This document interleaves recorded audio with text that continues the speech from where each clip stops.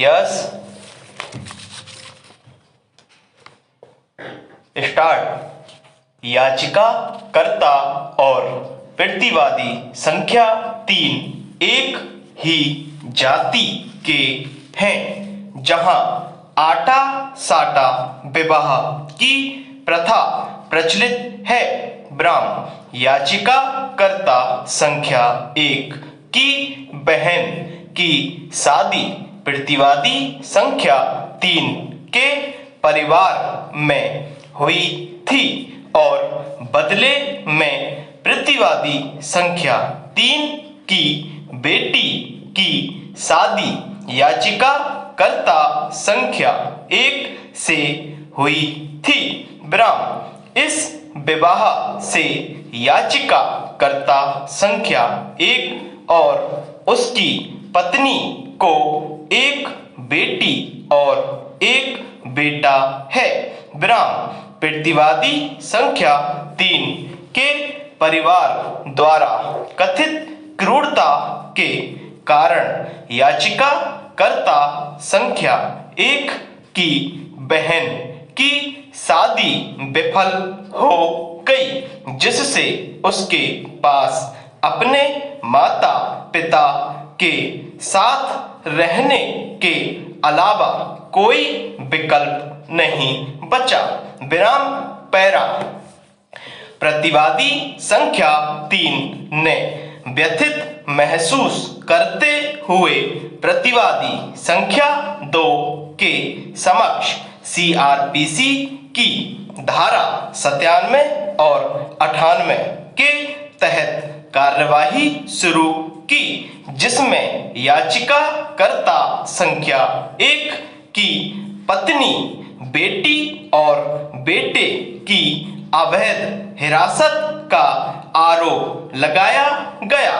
विराम प्रतिवादी संख्या 2 ने 19/6/2024 को एक आक्षेपित नोटिस जारी किया, जिसमें संबंधित एसएचओ को तलाशी लेने और याचिकाकर्ता संख्या 1 की पत्नी, बेटी और बेटे को पेश करने का निर्देश दिया गया। विराम पैरा।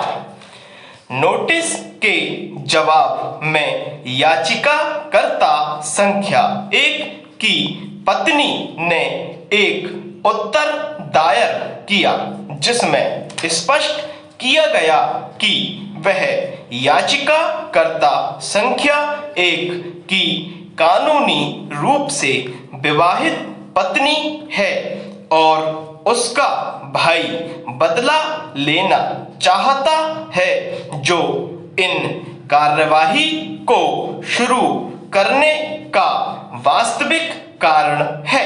विराम उसने अनुरोध किया कि प्रतिवादी संख्या 3 द्वारा शुरू की गई कार्यवाही को रद्द किया जाए।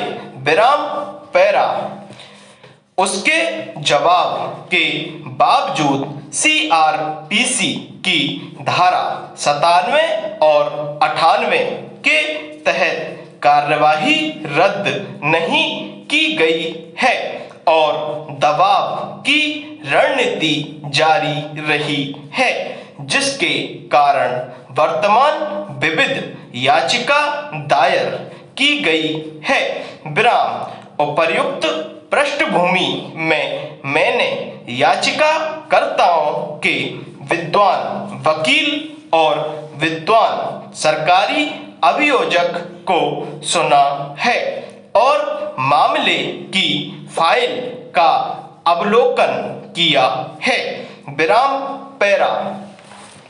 याचिकाकर्ताओं के विद्वान वकील का तर्क है कि प्रतिवादी संख्या 2 द्वारा जारी किया गया नोटिस कानूनी प्रक्रिया का दुरुपयोग है।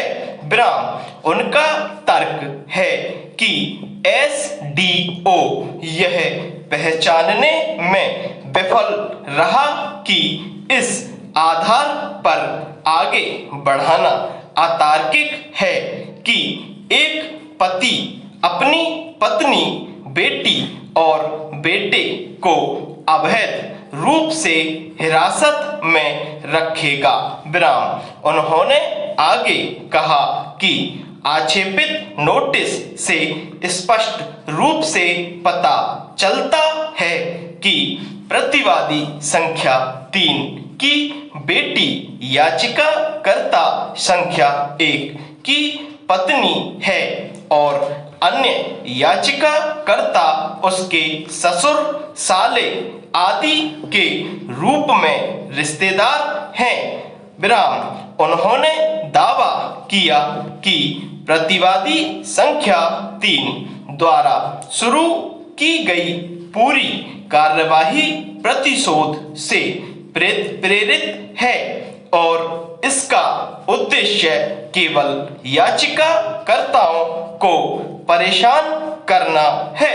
विराम। इसलिए आक्षेपित कार्यवाही को रद्द किया जाना चाहिए और अपास्त किया जाना चाहिए। विराम। पैरा।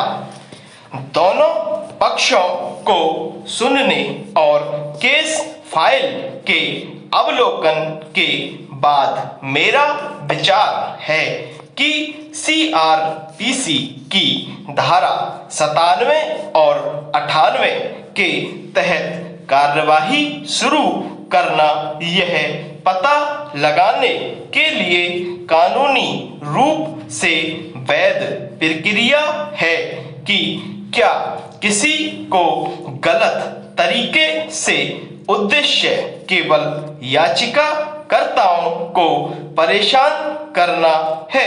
विराम। इसलिए आक्षेपित कार्यवाही को रद्द किया जाना चाहिए और अपास्त किया जाना चाहिए। विराम। समाप्त।